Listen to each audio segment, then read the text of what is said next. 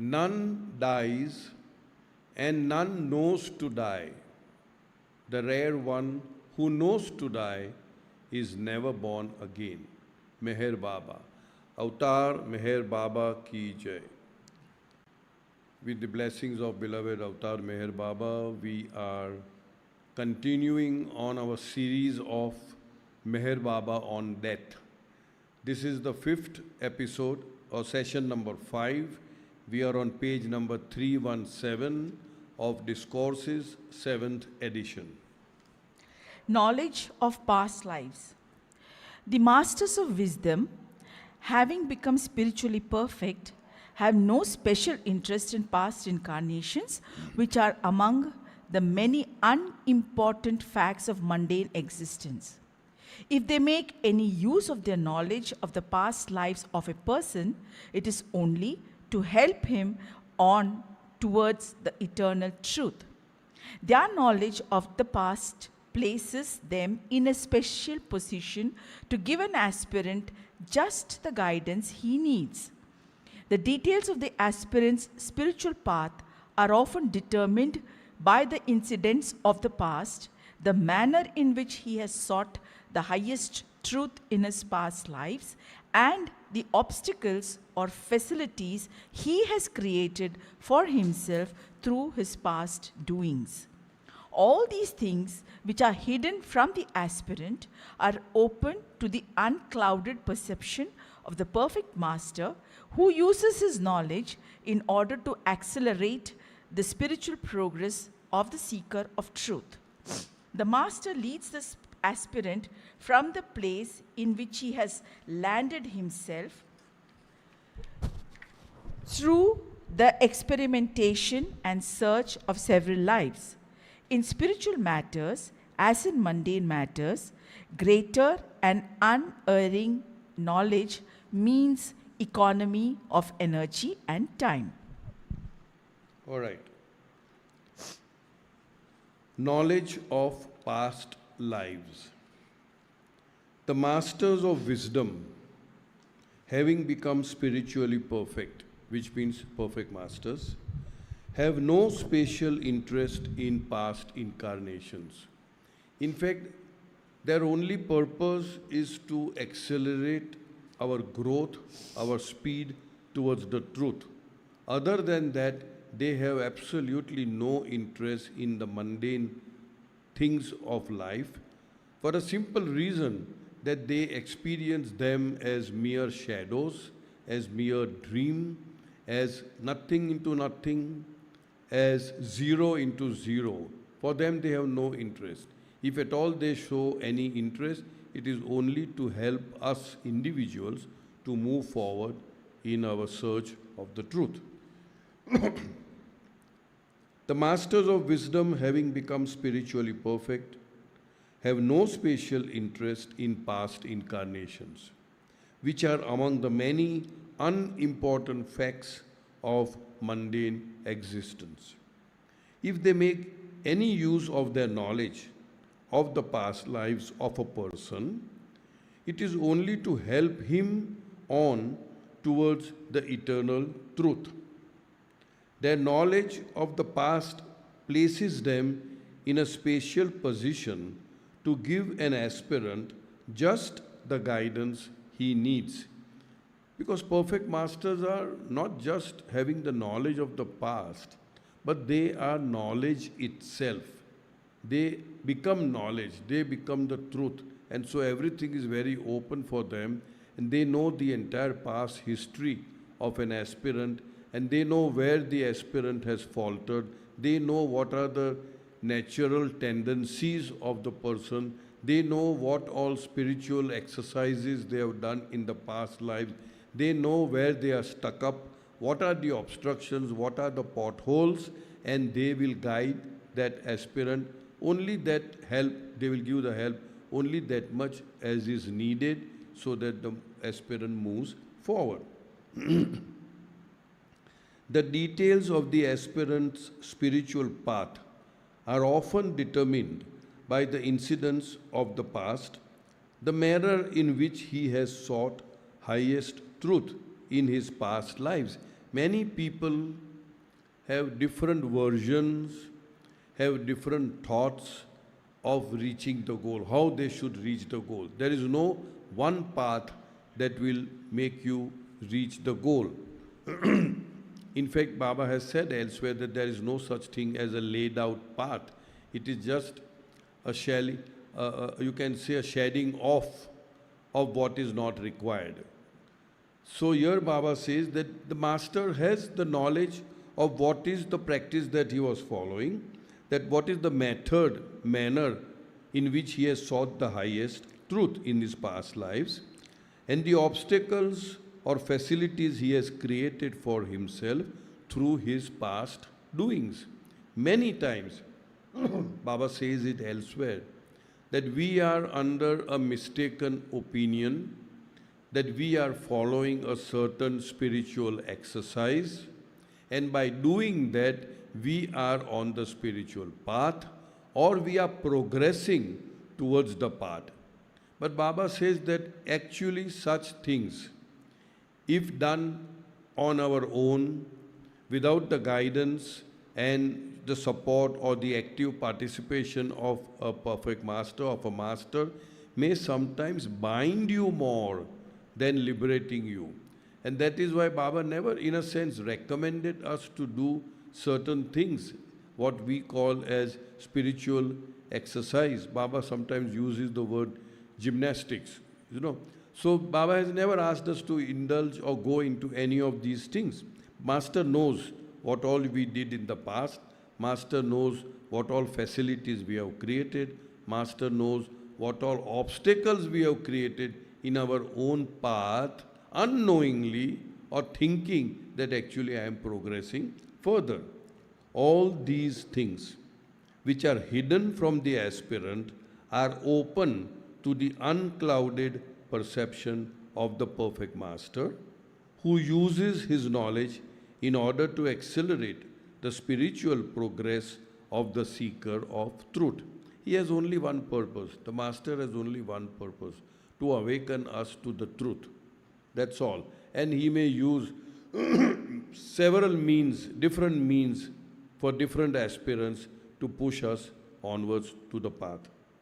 The master leads the aspirant from the place in which he has landed himself through the experimentation and search of several lives. We all experiment with spirituality.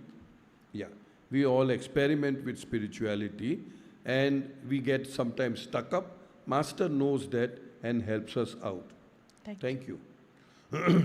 In spiritual matters, as in mundane matters, greater and unerring knowledge means economy of time and energy.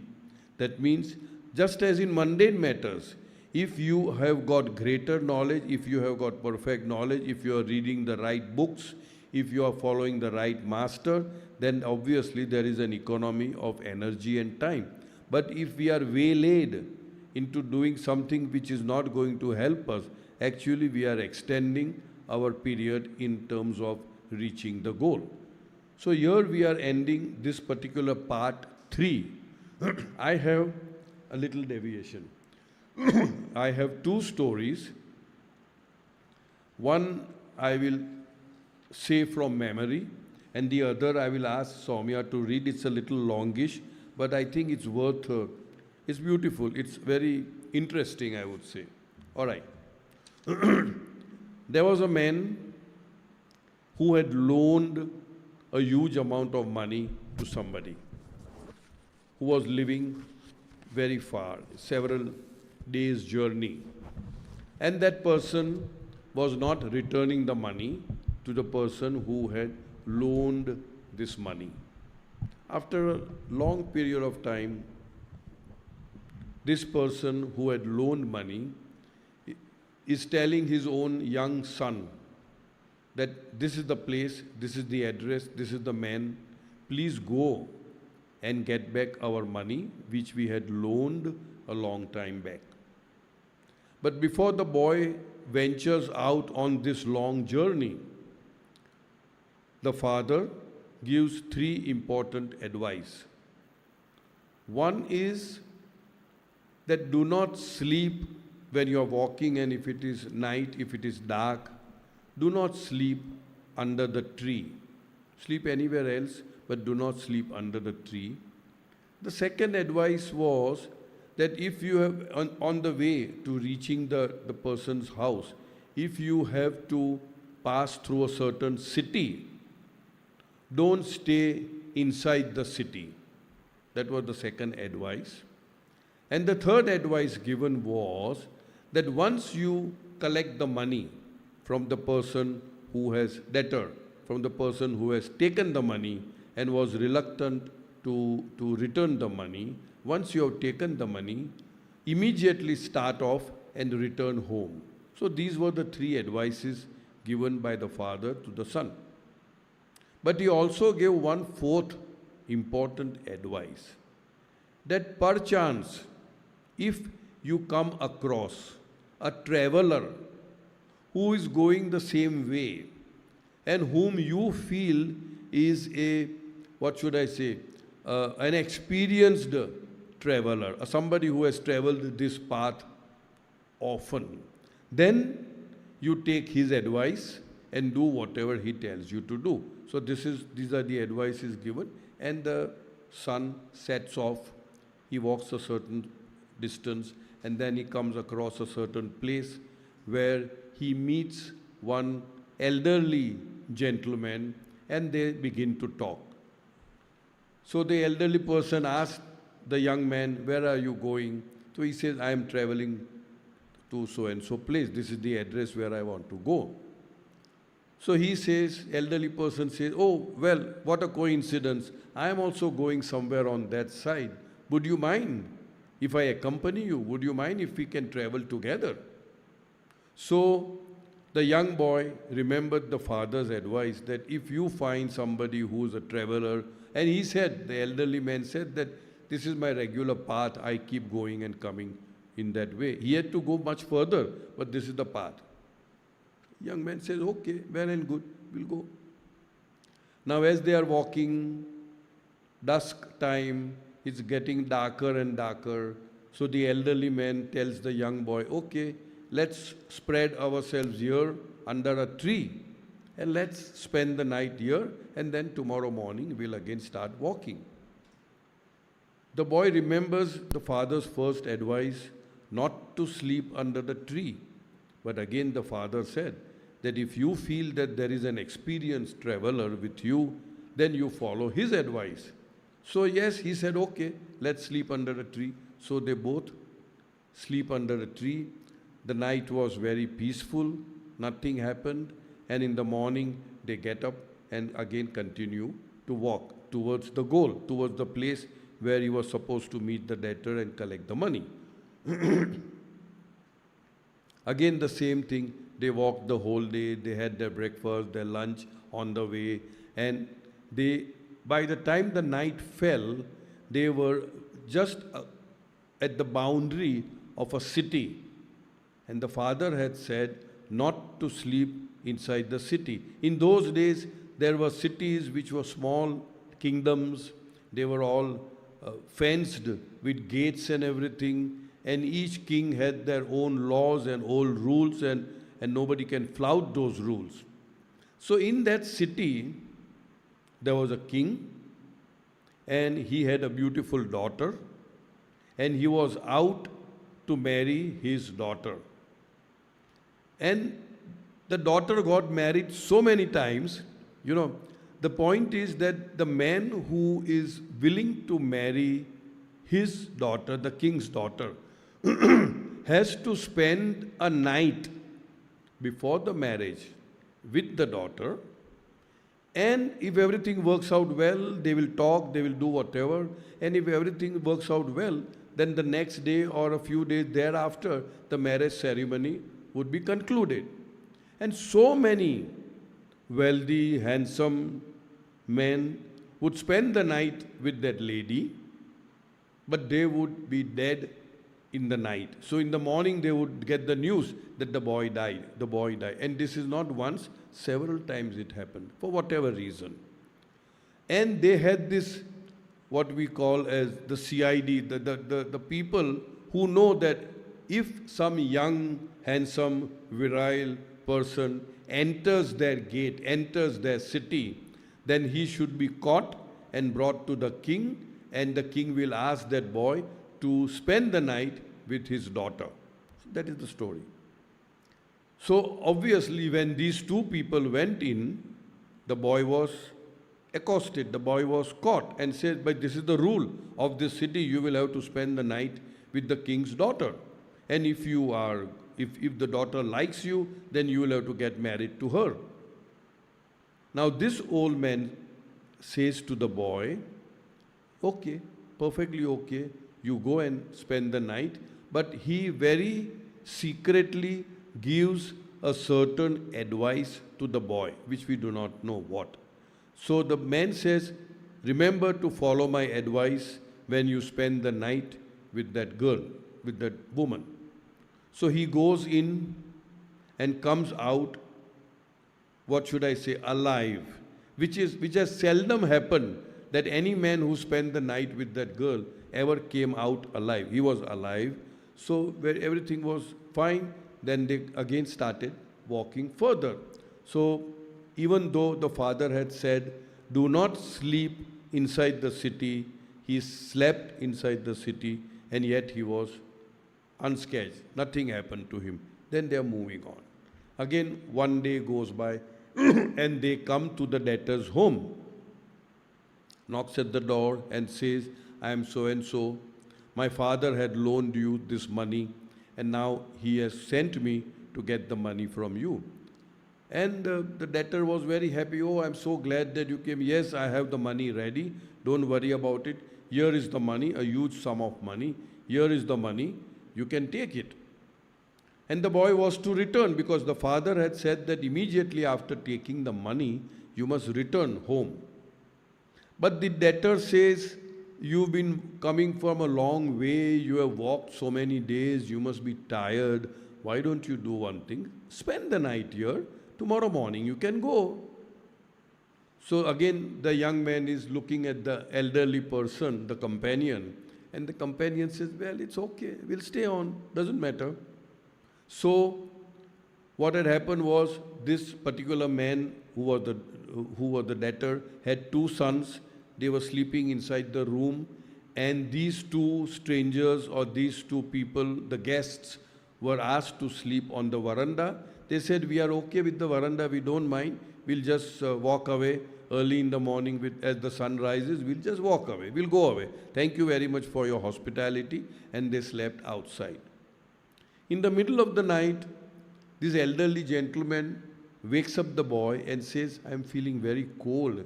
It's very cold out here. Why don't we knock at the door and request these two brothers to please exchange places so that we can be a little more cozy inside the room rather than shivering on the balcony. So they make a request, and the boy said, it is perfectly okay. We are young, we are strong, we don't mind. It's a matter of now a few hours only. Now there will be sunrise, and okay, that's fine. So the two of them go inside the room. The debtor's son and the elderly man sleeps comfortably on the bed, and these two sons of the debtor sleeps outside on the balcony. They go to sleep. Early in the morning, these two people the strangers, guests you may say, they hear a roaring of crying and weeping and wailing and something, and all of a sudden they wake up and say, what happened? So what had happened was, these two boys who were sleeping outside were murdered. They were killed. Now actually they were killed under the instructions of the debtor himself, because he thought that these are the two men who had come to take the money, so they were all covered up, and he did not know that they have exchanged the places in the middle of the night, and they were murdered, and he was aghast to find out that by his own instructions, his own men have killed his own two sons. And he was absolutely distraught. He was just broken down. And the two who were sleeping inside, they also very profusely exhibited their sorrow and said, "We are so sorry for this. What had happened, we are very unhappy about this thing." And then they started on their way back. The son had to come back and the elderly man had to move forward. Then the son is saying, "Can I ask you a question, sir?" He said, "When I left home, my father gave me 3 advices. 1, do not sleep under the tree. 2, do not sleep in a city. And 3, as soon as you take the money, come back home. Don't stay for a longer period. All these 3 advices given by my father, I have disobeyed. And yet, I find that I am safe and sound." Then the old man said, "But didn't your father give you one more advice? That if you find somebody whom you feel is an experienced traveler, then you follow his advice." So Baba, this is the story which was narrated by Baba. So Baba sums up the story by saying that that elderly person is like a perfect master. The general rules of the religion, do this, don't do this, all the rites and rituals, they are very good. They are very sound advices. The father gave very sound advice.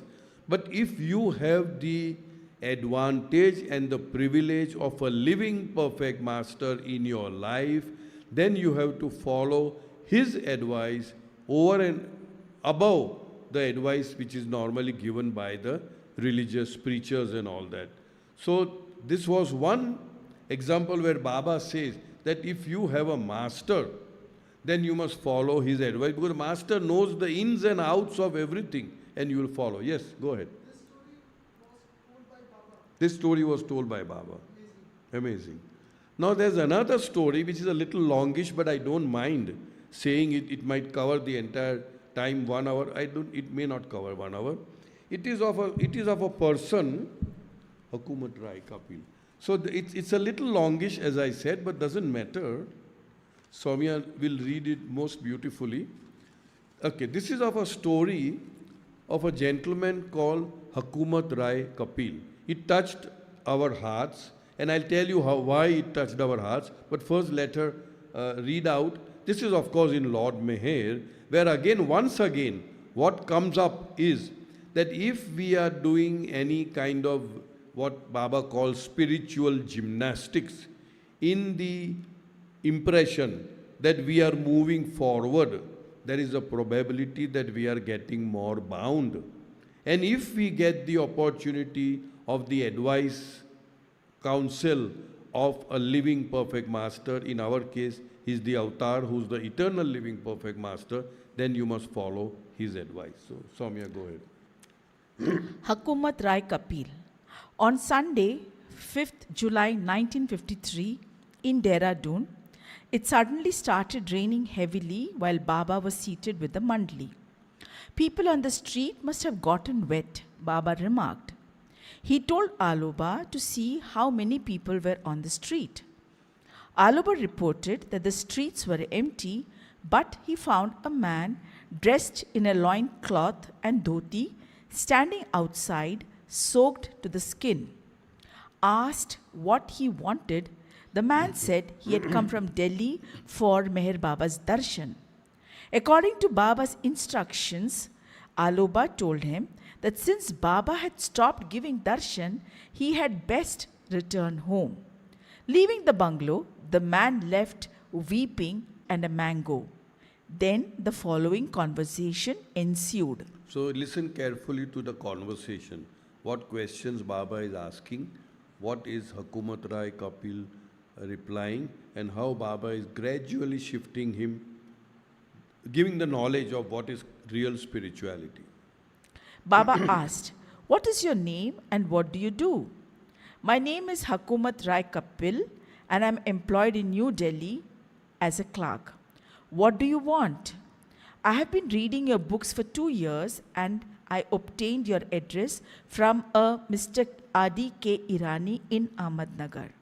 From here, I will proceed to Mussoorie and thence to Rishikesh and Haridwar.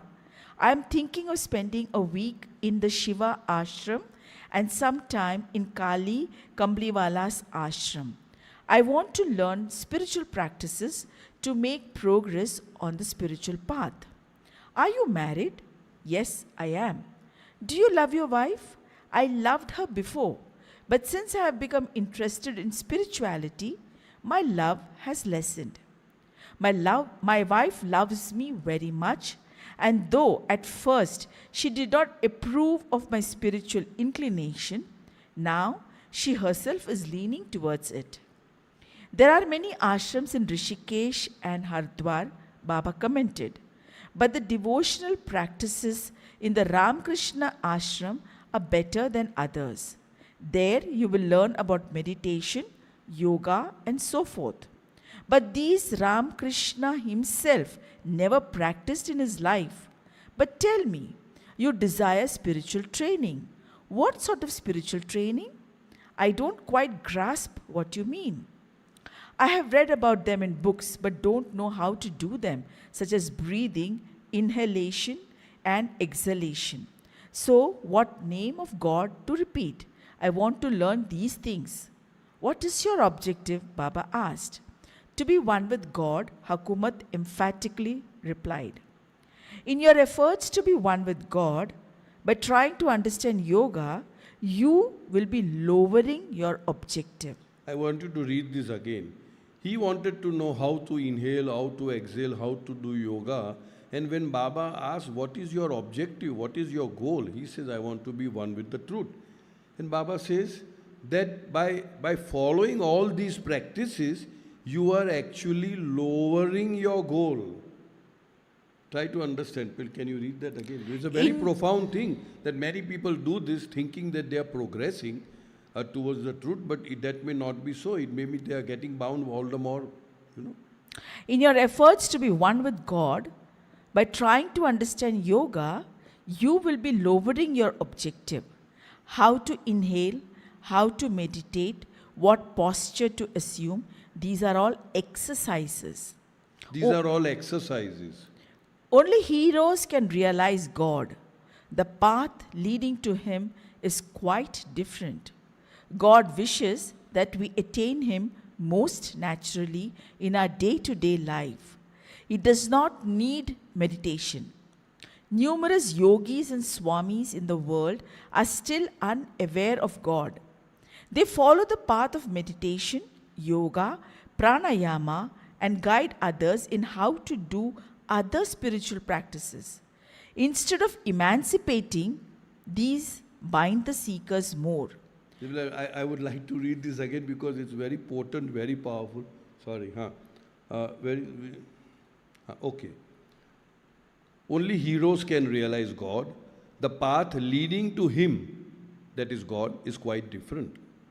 God wishes that we attain Him most naturally in our day-to-day life. It does not need meditation. Numerous yogis and swamis in the world are still unaware of God. They follow the path of meditation, yoga, pranayama, and guide others in how to do other spiritual practices. Now this is important. Instead of emancipating, these bind the seekers more.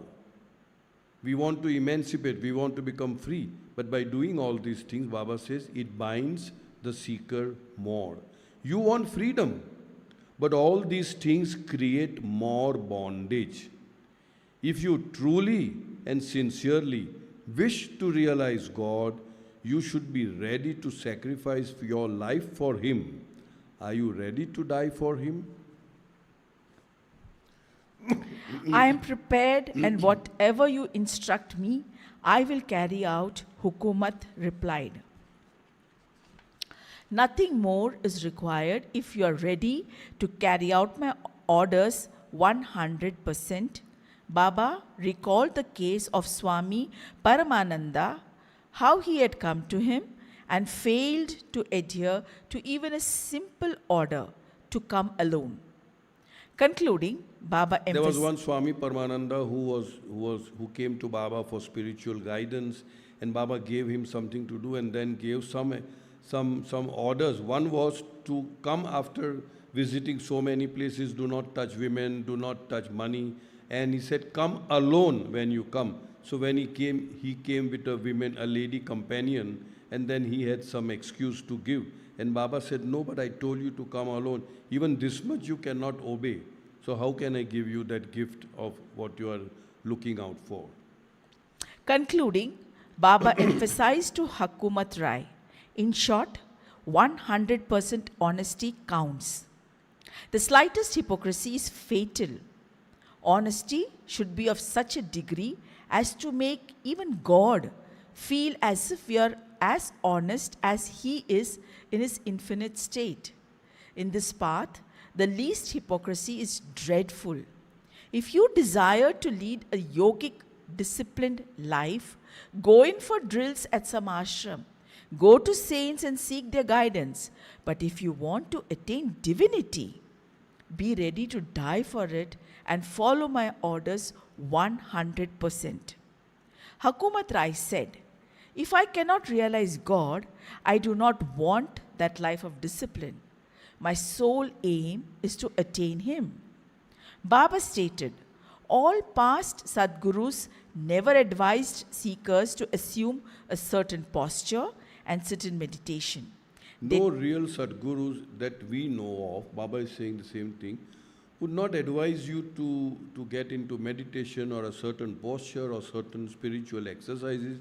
They just gave that gift of love and then they just bestowed that realization. And for that, what is required is that absolute trust in your master and total obedience to whatever he asks us to do.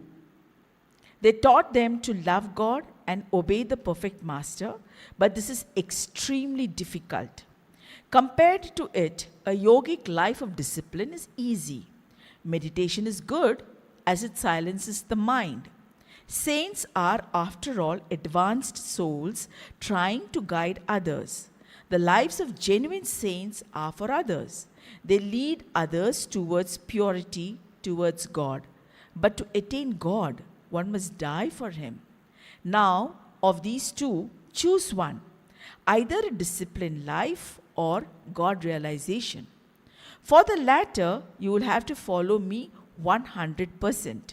If you do that, I will bow to you. I will follow your instructions, Hakumat replied. Then listen, go to Masuri and stay there for 2 days with your family. From there, come back to Dehradun and take darshan of either Sant Mangat Ram or Sant Ishwar Singh. Don't sit there. After bowing down, leave immediately. If he asks you to sit, say that you have come only for darshan. Then proceed to Rishikesh to see Swami Shivananda, Swami Ramakrishna and other good saints. Bow down to them, but do not remain there either. Also, visit one called Nilkanthwala Mast in Bhajan Ashram and bow to him. Then touch the feet of 101 sadhus. From Rishikesh, go to Hardwar. There also bow down to 101 sadhus. While doing all this, do not tell anyone that I have ordered you to do it. When you finish bowing down or touching the feet of saints and sadhus at all the places I have told you to go, then write a letter to me.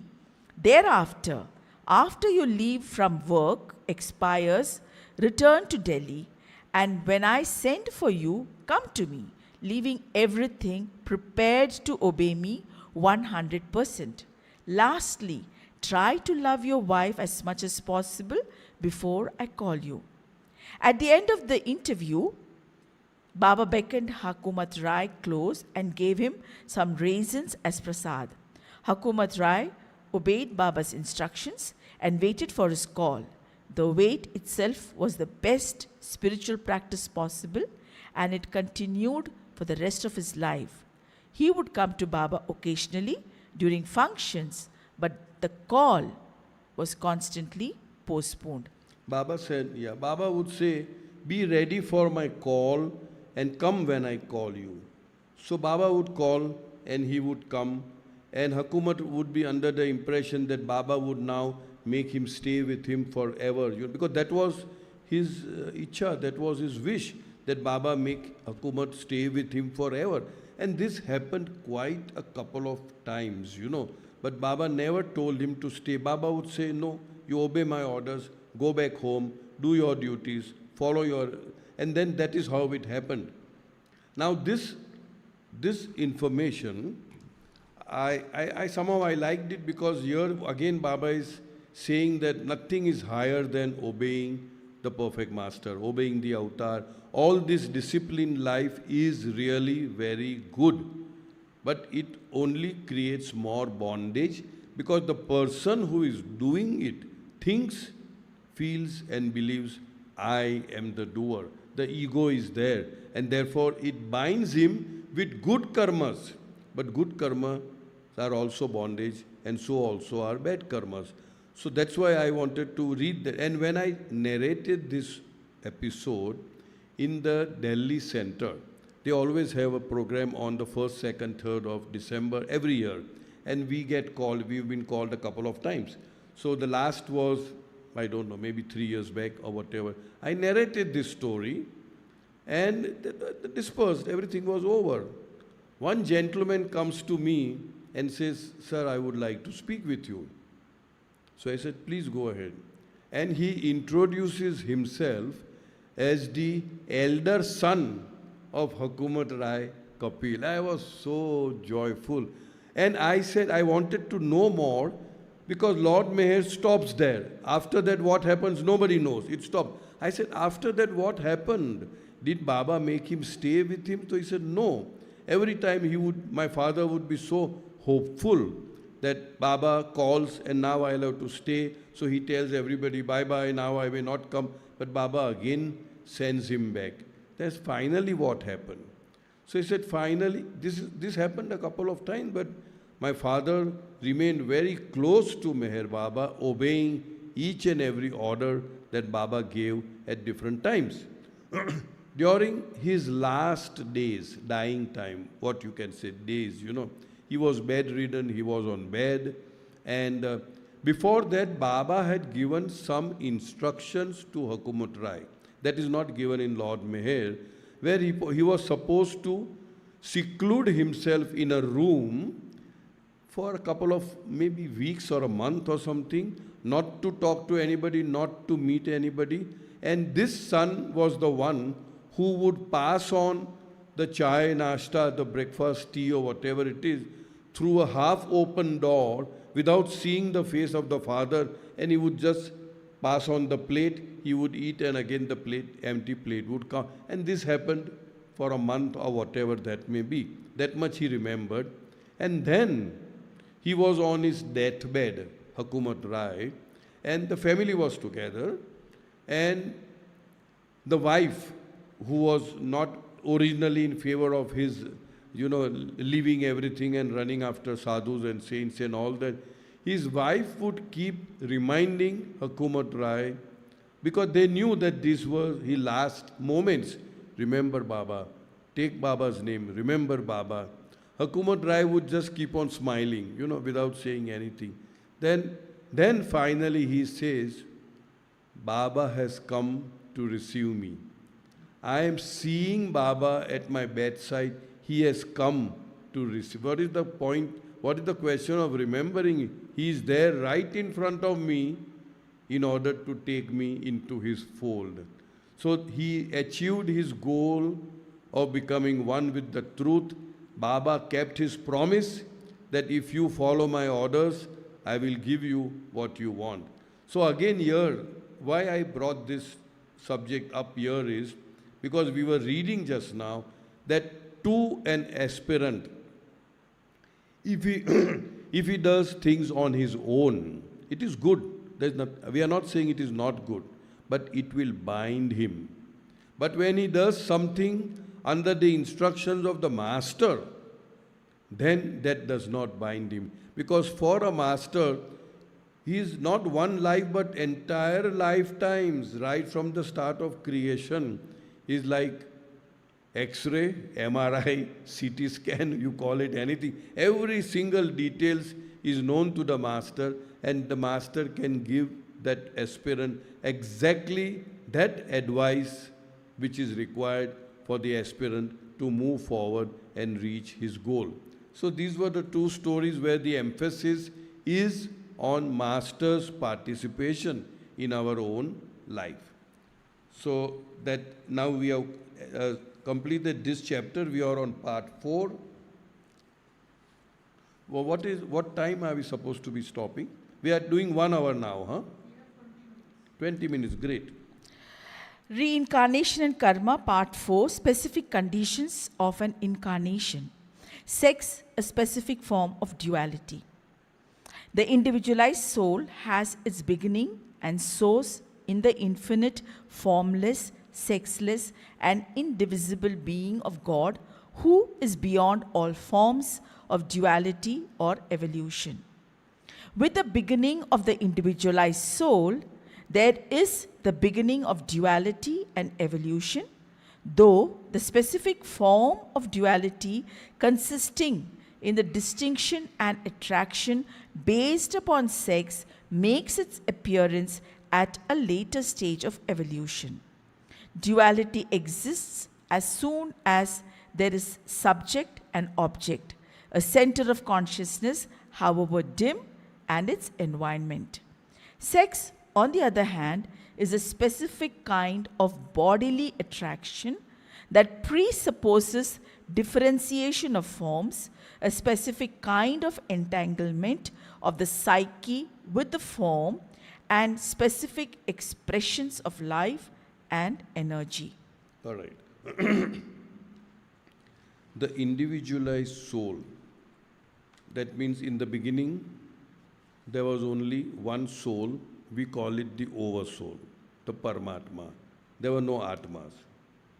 Then with the whim, the urge, the hooky, the who am I, the halchal happened, the bubbles got formed, and there was an apparent separation of the drop from the ocean because of the existence of bubble.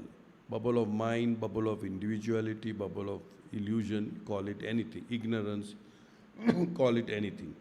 The individualized soul has its beginning and source in the infinite, formless, sexless, and indivisible being of God, who is beyond all forms of duality or evolution.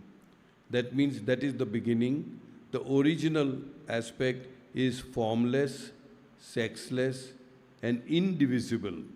But all these divisibility, sex, form comes into being the moment the duality is created. Duality means the subject and the object.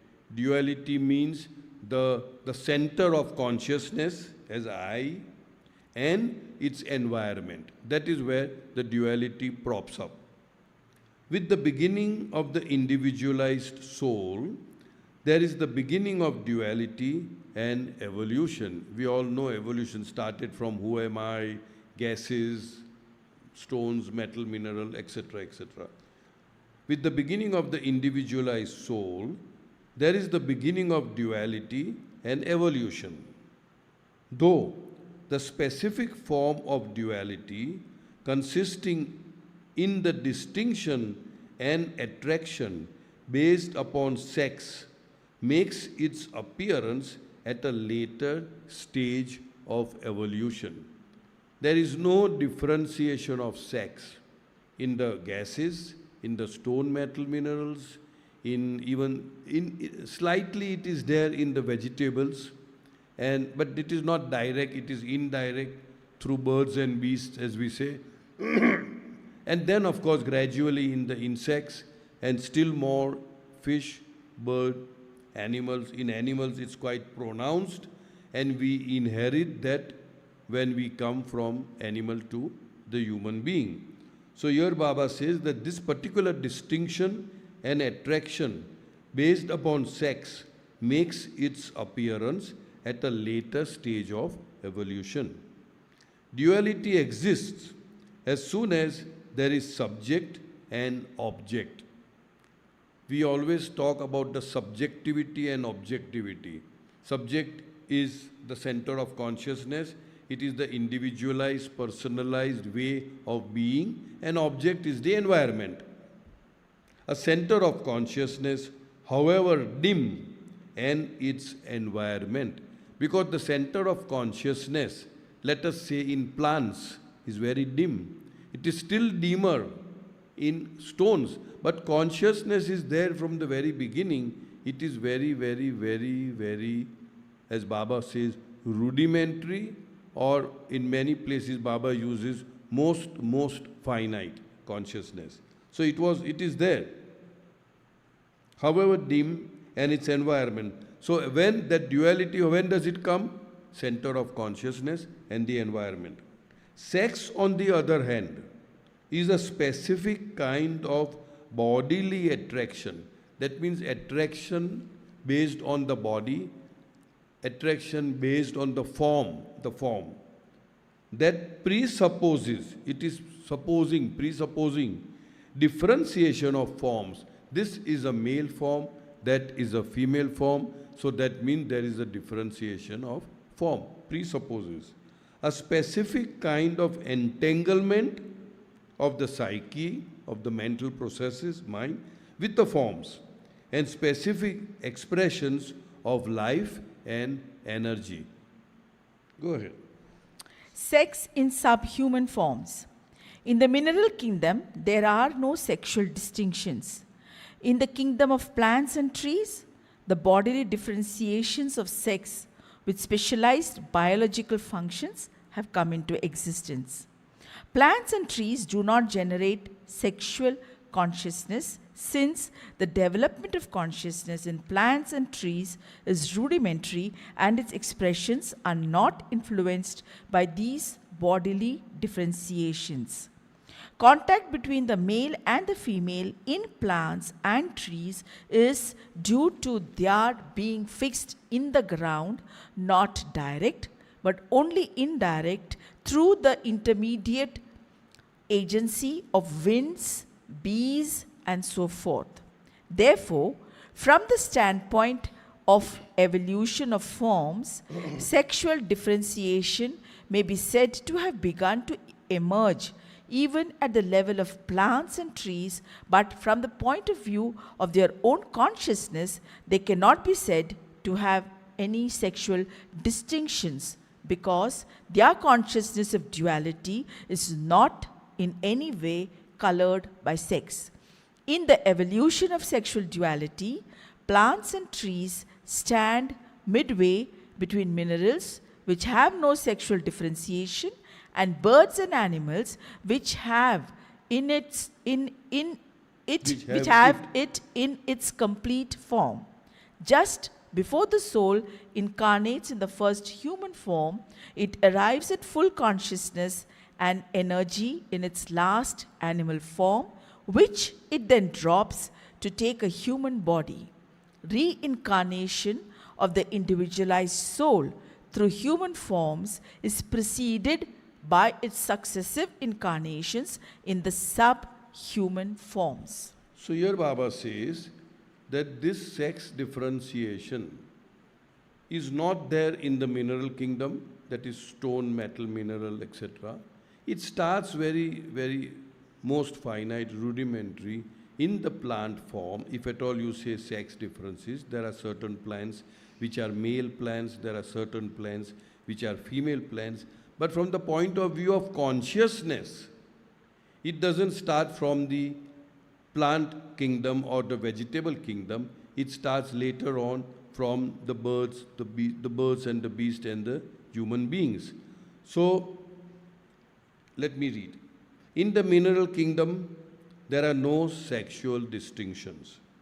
In the kingdom of plants and trees, the bodily differentiations of sex with specialized biological functions have come into existence. I am reminded where we used to stay in Bombay before.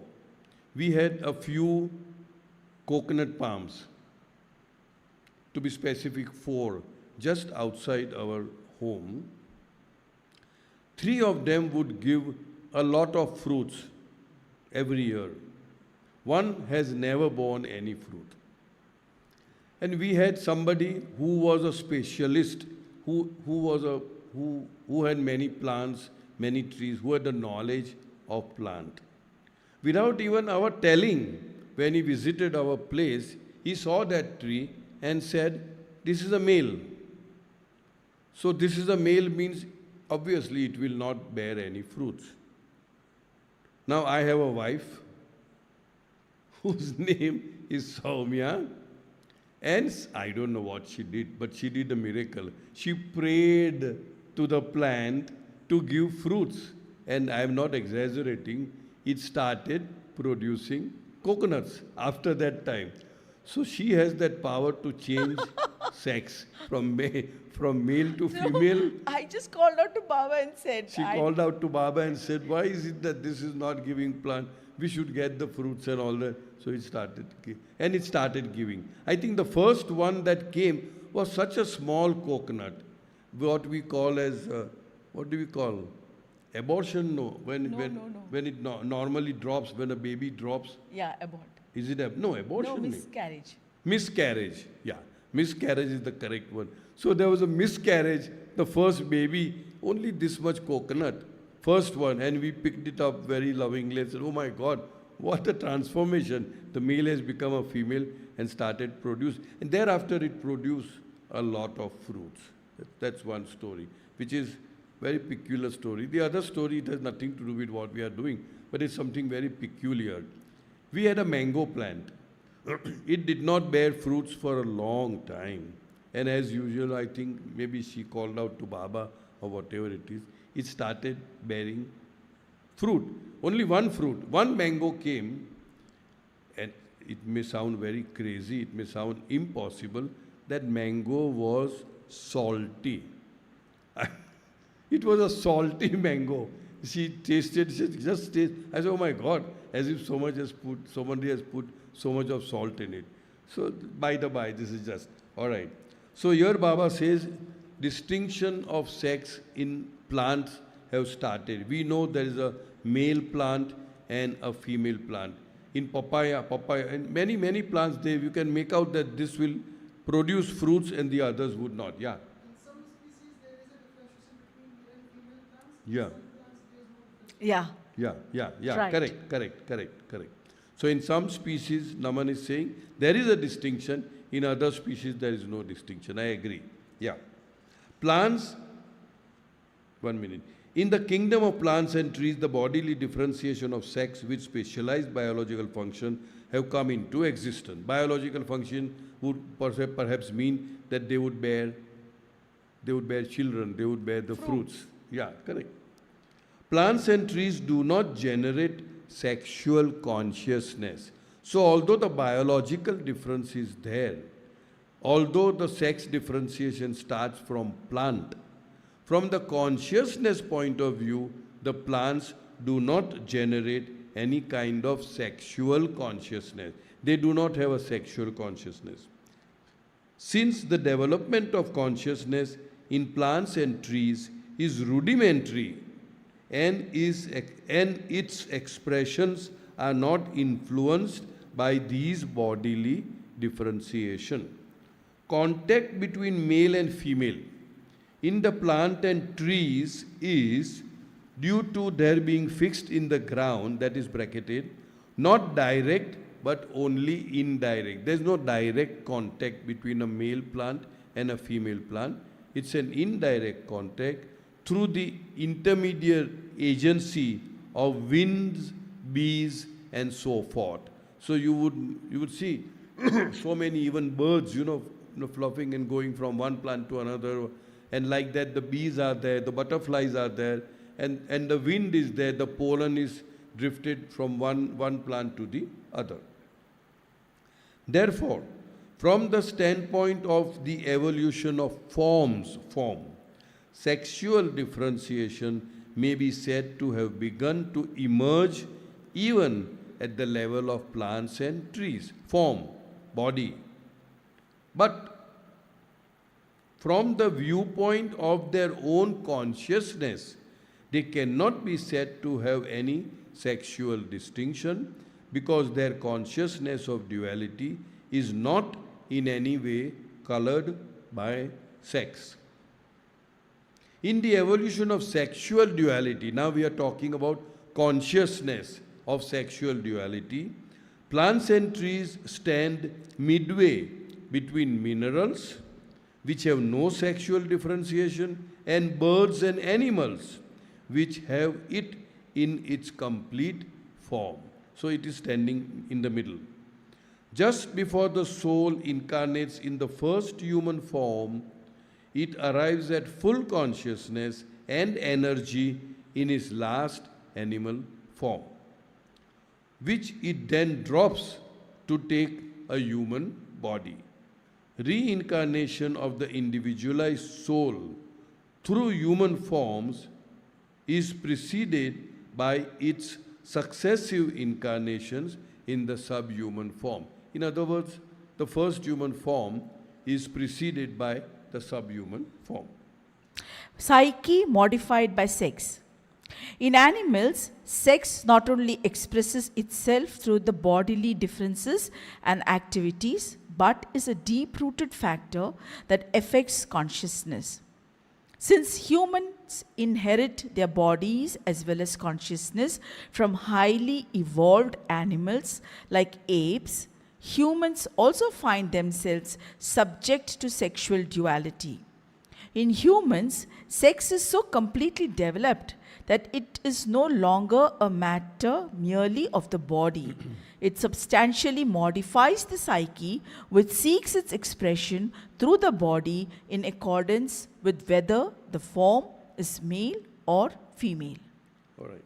In animals, now in animals it is fairly well developed because it starts from birds and then it moves on. In animals, sex not only expresses itself through the bodily differences and activities, but is a deep-rooted factor that affects consciousness. We have seen animals fighting for sex, killing each other for sex, having their own territorial boundaries, having possessiveness of sex. So these are all the so-called samskaras which they have imbibed and they have got, and we, since we have come from animals, we also imbibe those samskaras. Since humans inherit their bodies as well as consciousness from highly evolved animals like apes, humans also find themselves subject to sexual duality. In humans, sex is so completely developed that it is no longer a matter merely of the body. It's not just the body, it's the entire psyche, the entire mental process. It substantially modifies the psyche, which seeks its expression through the body in accordance with whether the form is male or female. Male and female incarnations. After attaining the human form, as a rule, there is no reversion to animal forms.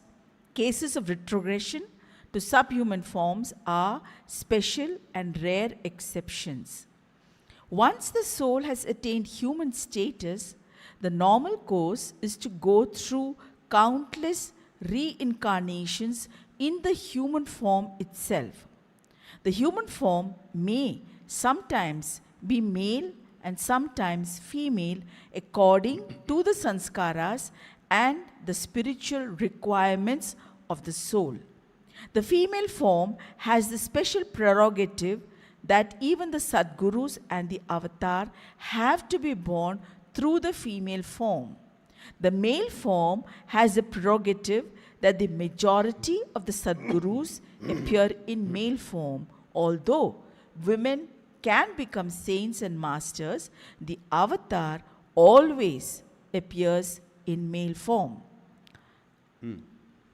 After attaining the human form, as a rule, there is no reversion to animal form, retrograde or you going back, falling back. There are many religious thoughts that if you do not conduct yourself well in the human form, you become an animal in your next form.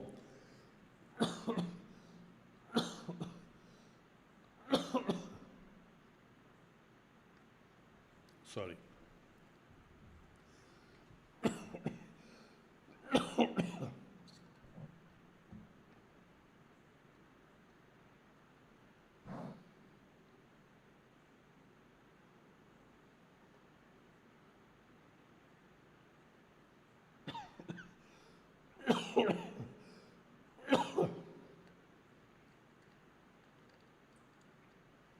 Which according to Baba is an impossibility.